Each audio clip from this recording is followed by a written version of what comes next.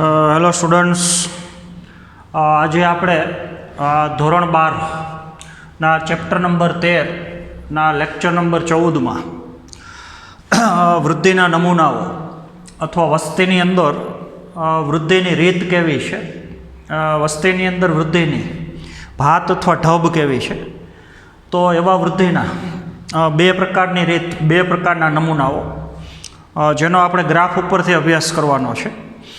તો વસ્તી વૃદ્ધિની મુખ્ય બે પ્રકારની રીતમાં, બે પ્રકારના નમૂનાઓમાં પહેલો વસ્તી વૃદ્ધિનો પ્રકાર જે ચોરઘાતાંકીય વૃદ્ધિ છે, અથવા એને તમે અબાધિત વૃદ્ધિ કહી શકો, અથવા એને તમે ભૌમિતિક વૃદ્ધિ કહી શકો. વૃદ્ધિનો બીજો પ્રકાર, વૃદ્ધિની બીજી રીત જે સંભાવ્ય વૃદ્ધિ છે. તો કયા પ્રકારની પરિસ્થિતિ વસવાટમાં હાજર હોય તો સજીવો કયા પ્રકારની વૃદ્ધિ દર્શાવે છે એ આપણે ખાસ કરીને સમજવાનું છે. તો વસ્તી વૃદ્ધિની પહેલી રીત ચોરઘાતાંકીય વૃદ્ધિ, એની પહેલાં આપણે સમજ લઈએ.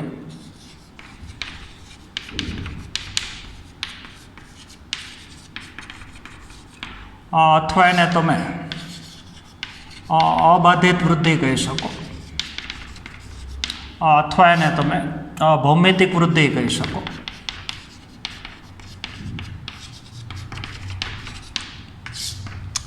તો આપણને ખબર છે દરેક સજીવનો વસવાટ પર્યાવરણમાં છે, અથવા સજીવ જે નિવાસ સ્થાનની અંદર રહે છે એ નિવાસ સ્થાનના કુદરતી સ્ત્રોતો,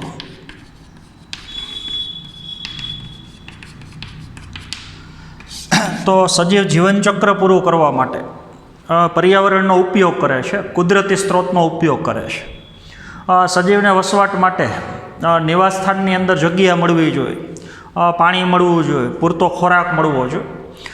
તો સજીવની કોઈ પણ વસ્તી જે પર્યાવરણમાં વસવાટ કરે છે, જે નિવાસ સ્થાનમાં વસવાટ કરે છે, એના જો કુદરતી સ્ત્રોતો અમર્યાદિત હોય તો કોઈ પણ વસ્તી ઊંચામાં ઊંચા દરે, મહત્તમમાં મહત્તમ દરે પ્રજનન કરી શકે, અથવા કુદરતે સજીવને જે ઊંચામાં ઊંચા દરે પ્રજનન કરવાની શક્તિ આપેલી છે એ મહત્તમમાં મહત્તમ શક્તિનો ઉપયોગ કરી શકે, ટૂંકા સમયગાળાની અંદર વિપુલ પ્રમાણમાં સંતતિનું સર્જન કરી શકે. તો ડાર્વિનવાદ આપણને ખબર છે, ડાર્વિનવાદની અંદર અગત્યના 4 મુદ્દા છે, અને એમાંનો એક મુદ્દો વિપુલ સંતતિનો નિયમ છે. તો ડાર્વિને પણ જ્યારે ઉદ્વિકાસનો તેઓ અભ્યાસ કરતા હતા ત્યારે વસ્તીની અંદર માર્કિંગ કર્યું, એની નોંધ લીધી કે કોઈપણ વસવાટની અંદર જ્યારે વસ્તી છે વસવાટ કરતી હોય અને કુદરતી સ્ત્રોતોની પ્રાપ્તિ પૂરતા પ્રમાણમાં હોય, એકેય કુદરતી સ્ત્રોત એને જરૂરિયાત કરતાં ઓછો ન મળતો હોય, દરેક કુદરતી સ્ત્રોતોની પ્રાપ્તિ જો અમર્યાદિત હોય તો એ સજીવ અથવા વસ્તીના સજીવો ઊંચામાં ઊંચા દરે, મહત્તમમાં મહત્તમ દરે પ્રજનન કરી શકે અને ટૂંકા સમયગાળાની અંદર વસ્તીમાં એકદમ ઝડપથી વધારો કરી શકે.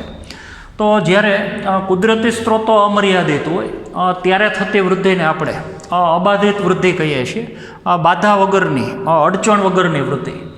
તો અબાધિત વૃદ્ધિ થવા માટે, ચોરઘાતાંકીય વૃદ્ધિ થવા માટે, ઝડપી વૃદ્ધિ થવા માટે અથવા ભૌમિતિક વૃદ્ધિ થવા માટે સજીવો જે વસવાટની અંદર વસવાટ કરે છે એ વસવાટની અંદર કુદરતી સ્ત્રોતોની પ્રાપ્તિ અમર્યાદિત હોવી જોઈએ. તો આ પ્રકારની નોંધ ડાર્વિને પણ પોતાના વાદની અંદર કરેલી છે. તો ડાર્વિને પોતાના વાદમાં જણાવેલું છે કે જ્યારે કુદરતી સ્ત્રોતની પ્રાપ્તિ અમર્યાદિત હોય તો તે વસ્તી અથવા જાતિના સજીવો એ મહત્તમમાં મહત્તમ, ઊંચામાં ઊંચા દરે પ્રજનન કરી શકે અને ટૂંકા સમયગાળાની અંદર મોટા પ્રમાણમાં સંતતિ અથવા સજીવોનું સર્જન કરી શકે. તો જ્યારે કુદરતી સ્ત્રોતની પ્રાપ્તિ અમર્યાદિત હોય ત્યારે થતી વૃદ્ધિને, ઝડપી થતી વૃદ્ધિને આપણે ચોરઘાતાંકીય વૃદ્ધિ કહીએ છીએ. તો એ વૃદ્ધિ હવે આપણે થોડી ગ્રાફ ઉપરથી સમજવાની છે. તો ચોરઘાતાંકીય વૃદ્ધિને તમે ઝડપી વૃદ્ધિ પણ કહી શકો.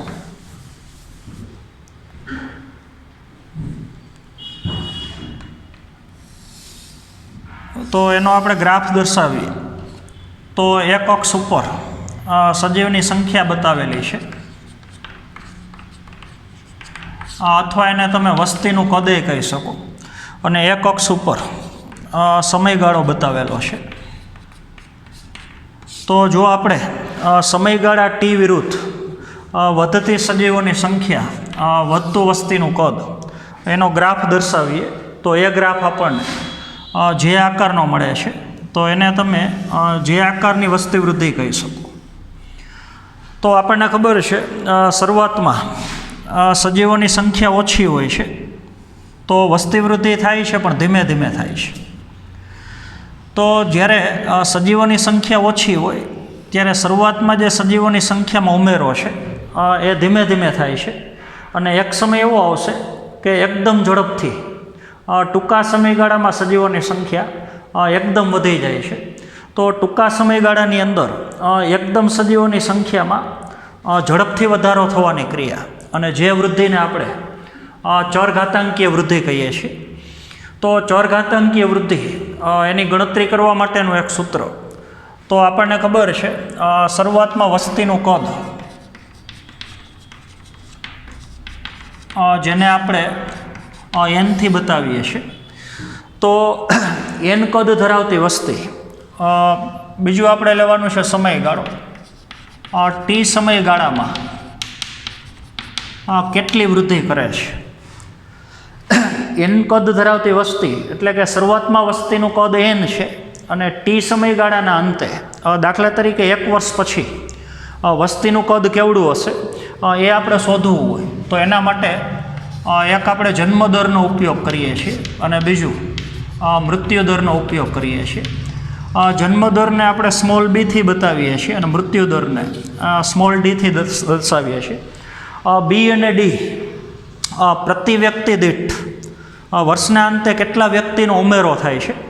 તો આગળ આપણે વાત કરી એ પ્રમાણે જન્મદર આપણને ખબર છે કોઈપણ વસ્તીના પ્રતિ વ્યક્તિ દીઠ ચોક્કસ સમયગાળામાં કેટલા સજીવો ઉમેરાય છે એનો જન્મદર છે, અને પ્રતિ વ્યક્તિ દીઠ ચોક્કસ સમયગાળામાં કેટલા સજીવનું મૃત્યુ થાય છે એનો મૃત્યુદર છે.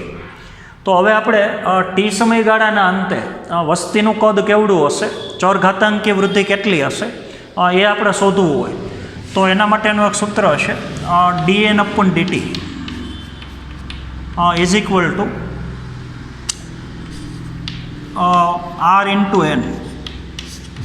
આવી રીતે સૂત્ર લખી શકો, અથવા dn upon dt is equal two b minus D અને એને ગુણ્યા n.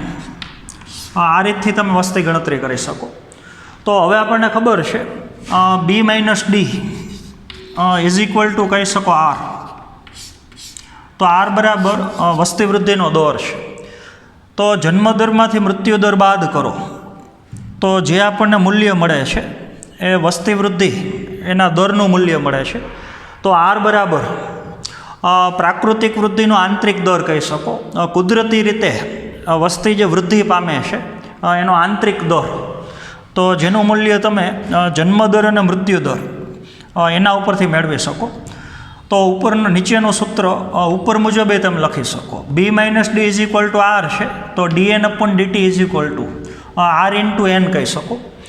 બીજી અગત્યની વસ્તુ, કોઈપણ વસ્તીનું જો તમે આરનું મૂલ્ય જાણતા હોય કે વર્ષના અંતે આરનું મૂલ્ય કેવું છે, તો એ આરનું મૂલ્ય તમે મેળવો છો જન્મદર અને મૃત્યુદર ઉપરથી. તો જન્મદર અને મૃત્યુદર ઉપરથી જો વસ્તીનું આરનું મૂલ્ય, પ્રાકૃતિક વૃદ્ધિનો આંતરિક દર જો તમે જાણતા હોય, તો એ વસ્તી ઉપર અજૈવિક અને જૈવિક પરિબળોની કયા પ્રકારની અસર છે એ તમે જાણી શકો. જો કોઈ વસ્તીનું આરનું મૂલ્ય ઊંચું હોય તો એ દર્શાવે છે કે જન્મદર ઊંચો છે અને મૃત્યુદર નીચો છે, તો વર્ષના અંતે વસ્તીમાં વૃદ્ધિ થાય છે. અને જો આરનું મૂલ્ય નીચું હોય તો એ બતાવે છે કે જન્મદર કરતાં મૃત્યુદર ઊંચો છે, તો વર્ષના અંતે વસ્તીનું કદ ઘટી શકે. તો જૈવિક અને અજૈવિક પરિબળોની અસર વસ્તી ઉપર કેવી છે અને જે સમજવા માટે આપણે આરના મૂલ્યનો ઉપયોગ કરીએ છીએ. સમજ માટે તમને ટેક્સ્ટ બુકની અંદર 3 પ્રકારની વસ્તીના આરના મૂલ્ય આપ્યા છે. નોર્વેની અંદર ઉંદરની વસ્તી, તો એમાં તમને આરનું મૂલ્ય આપ્યું છે 0.015 આરનું મૂલ્ય છે. પછી આપણને ખબર છે ઘઉંના લોટર વગેરે એની અંદર પડતી એક જીવાત જેને આપણે ધનેડા કહીએ છીએ, તો એનું તમને આરનું મૂલ્ય જે 0.12 આપેલું છે. 1980-81ની અંદર માનવ વસ્તીનું તમને આરનું મૂલ્ય આપેલું છે. હાલના સમયમાં ભારતની અંદર મનુષ્યની વસ્તીનું આરનું મૂલ્ય જે 0.113 છે.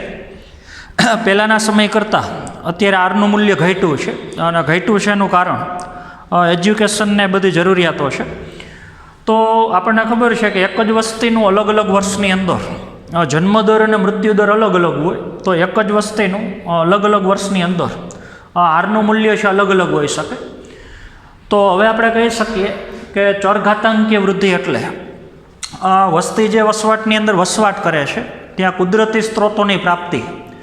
જો અમર્યાદિત પ્રાપ્તિ હોય તો અમર્યાદિત કુદરતી સ્ત્રોતોના લીધે વસ્તીના કદમાં જે ઝડપથી વધારો થાય છે, અને જે વધારાને આપણે ચરઘાતાંકીય વૃદ્ધિ કહીએ છીએ, તો એમાં સમયગાળા વિરુદ્ધ સજીવોની વધતી સંખ્યા એનો જો આલેખ દર્શાવવામાં આવે તો એ આલેખ આપણને જે આકારનો મળે છે, તો જેને આપણે જે આકારની વસ્તી વૃદ્ધિનો આલેખ કહીએ છીએ.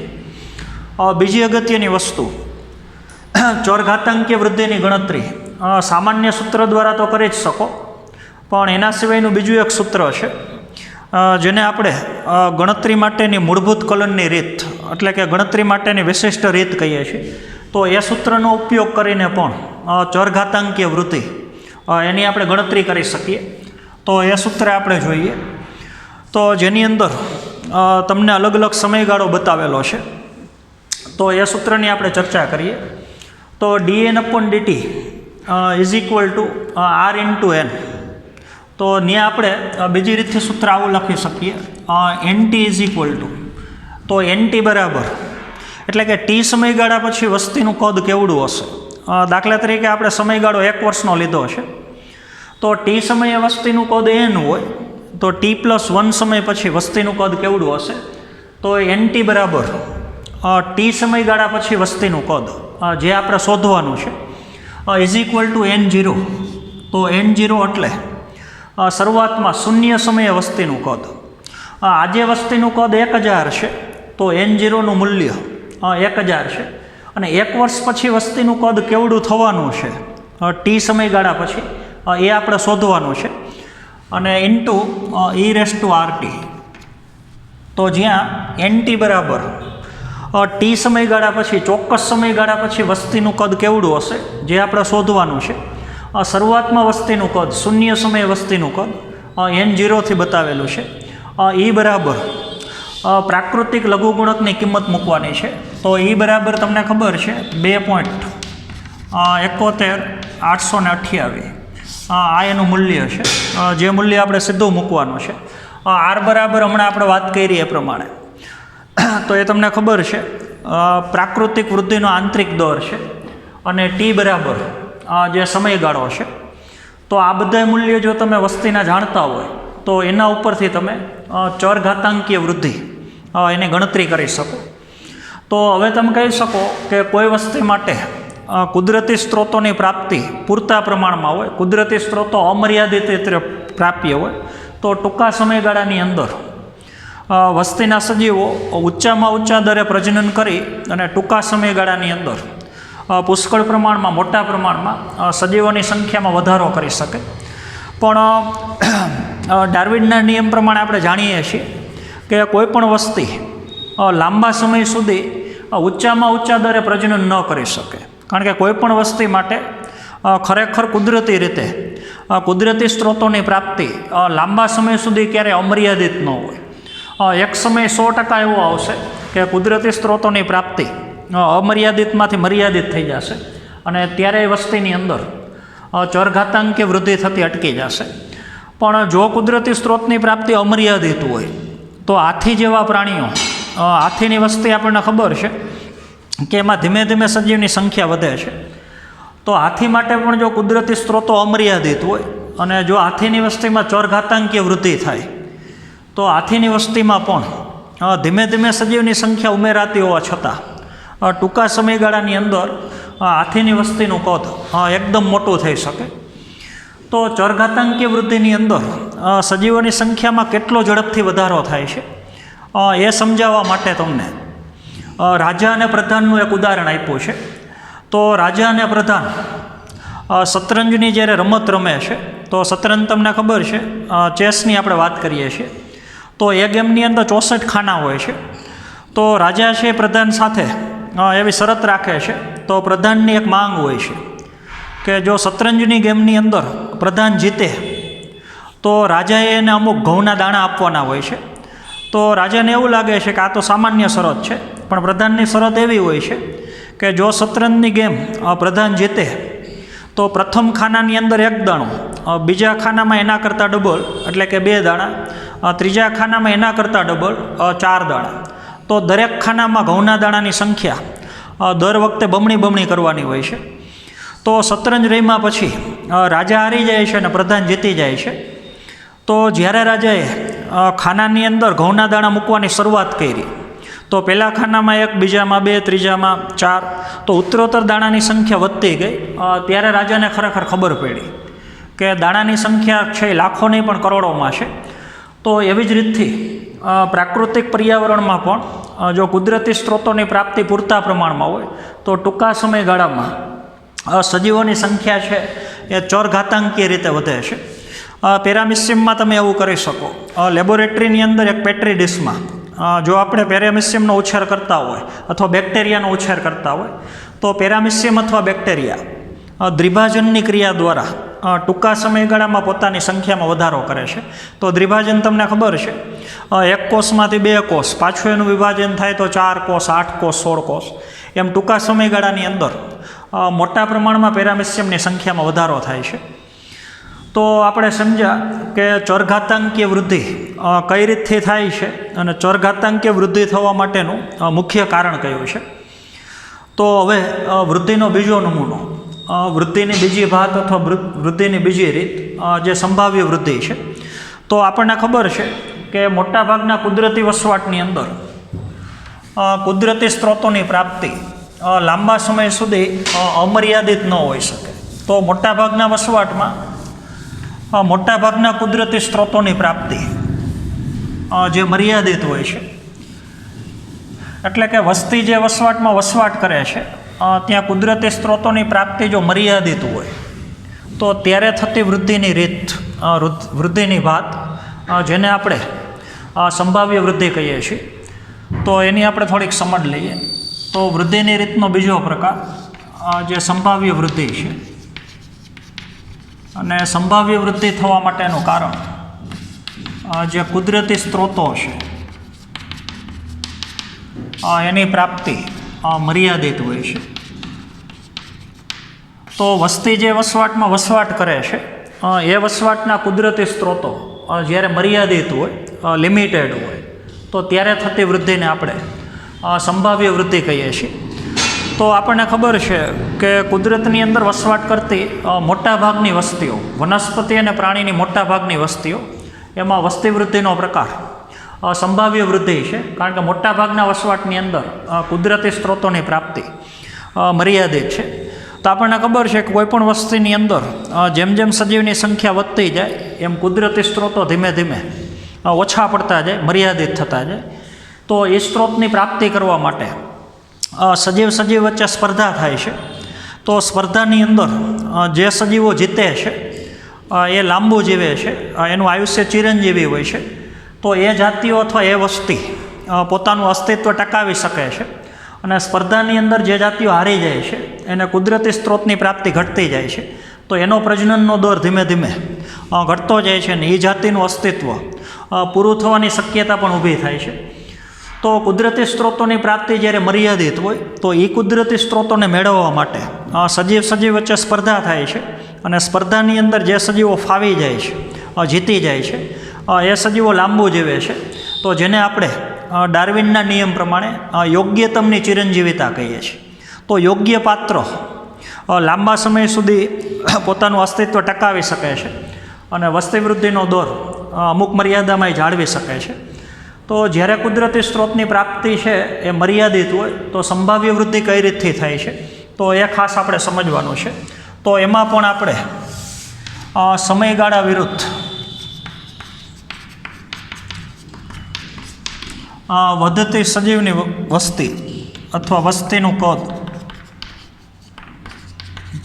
અથવા વસ્તી ગીચતા અથવા સજીવની સંખ્યાનો આલેખ દર્શાવીએ તો એ આલેખ આપણને એ આકારનો આલેખ મળે છે.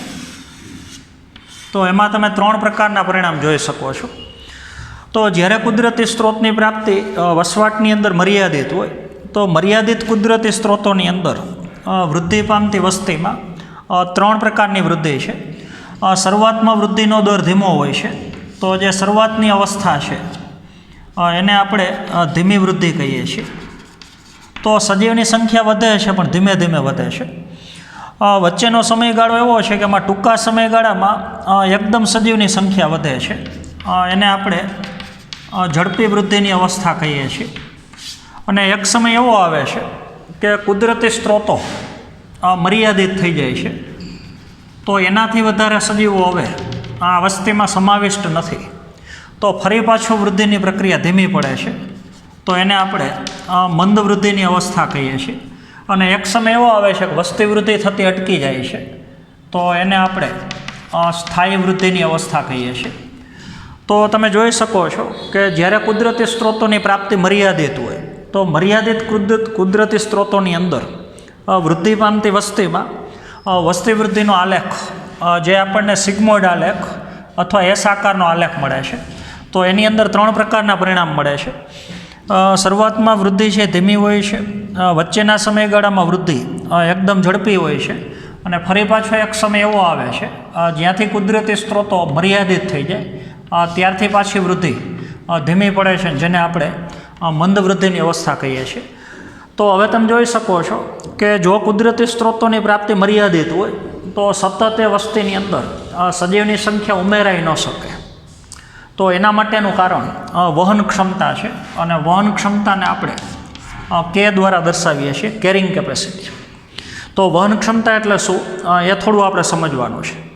તો કોઈ વસવાટની અંદર કોઈ વસ્તીમાં મહત્તમમાં મહત્તમ કેટલા સજીવો રહી શકે. દાખલા તરીકે આંકડો આપણે એમ કહીએ કે 50,000નો છે. તો સજીવોની સંખ્યામાં 50,000 સુધી વધારો થયો. પછી વધતા સમયગાળા સાથે સજીવોની સંખ્યા લગભગ 50,000ની આજુબાજુ તેને તે રહે છે. તો આ વસવાટની અંદર આ વસ્તીમાં મહત્તમમાં મહત્તમ 50,000 સજીવો જ રહી શકે. અથવા આ વસવાટ અથવા અહીંનું કુદરતી પર્યાવરણ આ વસ્તીના વધુમાં વધુ 50,000 સજીવોની જરૂરિયાત જ પૂરી કરી શકે એમ છે. તો તે વસવાટની તે વસ્તી માટેની એને તમે વહન ક્ષમતા કહી શકો. એક જ વસવાટની અંદર અલગ અલગ વસ્તીની વહન ક્ષમતા અલગ અલગ હોય છે. તો હજી એક વખત આપણે વ્યાખ્યા લઈએ. કોઈ વસવાટની અંદર કોઈ વસ્તીમાં મહત્તમમાં મહત્તમ વધુમાં વધુ કેટલા સજીવો સમાવિષ્ટ થઈ શકે તેને તે વસ્તી માટેની તે વસવાટની એની આપણે વહન ક્ષમતા કહીએ છીએ. તો વહન ક્ષમતાની ઉપર કોઈપણ વસ્તીનું કદ મોટું ન થઈ શકે અને ત્યારબાદ એમાં સ્થાયી વૃદ્ધિની અવસ્થા આવે છે. તો પછીનો જે ગ્રાફ છે એ ઝિગઝેગ શેપ હોય છે. એટલે કે દર વર્ષે સજીવની સંખ્યામાં થોડો ઘણો વધઘટ થઈ શકે પણ સજીવની સંખ્યા લગભગ મૂળ આંકની આજુબાજુ રહે છે. તો આવી વૃદ્ધિને આપણે સંભાવ્ય વૃદ્ધિ કહીએ છીએ. અને એ વૃદ્ધિની ગણતરી કરવા માટેનું સૂત્ર જે આપણે દર્શાવીએ છીએ તો dn/dt is equal two r into n into k minus n અને છેદમાં k. તો k બરાબર આપણને ખબર છે આ વસ્તી માટેની વહન ક્ષમતા છે. n બરાબર વસ્તીનું કદ છે. વસ્તીના કદને પ્રાકૃતિક વૃદ્ધિનો જે આંતરિક દર છે એની સાથે આપણે ગુણીએ છીએ. તો આ બધા મૂલ્ય મૂકવાથી સંભાવ્ય વૃદ્ધિ કેટલી થઈ જે આપણે વર્ષના અંતે ગણી શકીએ છીએ. તો સંભાવ્ય વૃદ્ધિની ગણતરી કરવા માટેનું આપણે સૂત્ર દર્શાવેલું છે dn/dt is equal two r into n. જો ખાલી આટલું દર્શાવતા હોય તો તે સૂત્ર ચરઘાતાંકીય વૃદ્ધિ માટેનું છે. પણ ઇન્ટુ k માઇનસ n/k મૂકીએ તો એ સૂત્ર સંભાવ્ય વૃદ્ધિ માટેનું છે. તો હવે આપણે કહી શકીએ કે પર્યાવરણની અંદર વસવાટ કરતી ખાસ કરીને મોટાભાગની પ્રાણીની જાતિઓ, તો એની જે વસ્તી છે તો એ વસ્તી વૃદ્ધિ માટેનો આલેખ મોટાભાગે એસ પ્રકારનો હોય છે. તો પર્યાવરણની અંદર વસવાટ કરતી મોટાભાગની વસ્તી છે એની વૃદ્ધિ પામવા માટેની રીત, મોટાભાગના સજીવો જે સંભાવ્ય વૃદ્ધિ દર્શાવે છે.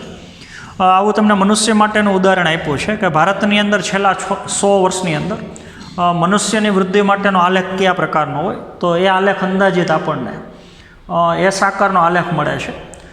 તો આવી રીતે તમે જોઈ શકો છો કે પર્યાવરણની અંદર વસવાટ કરતી વસ્તીમાં વૃદ્ધિ પામવા માટેની રીત, વૃદ્ધિના 2 પ્રકારના નમૂના હોય છે. તો આજના પીરિયડમાં આપણે અહીંયા સુધી રાખશું. Thank you.